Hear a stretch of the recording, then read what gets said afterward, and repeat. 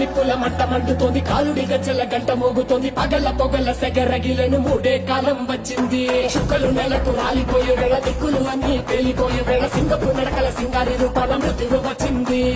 Monday తన కళ్ళు చూసి సూర్యుడే చిందబోగా, చలరేగే వేగం చూసి సెలయే అదిరిపోగా, తుకలే కోసి కోసి మెత్తటేళ్లు పారిస్తుంది, లోకాలని భయంతోటి పలికిపోగా.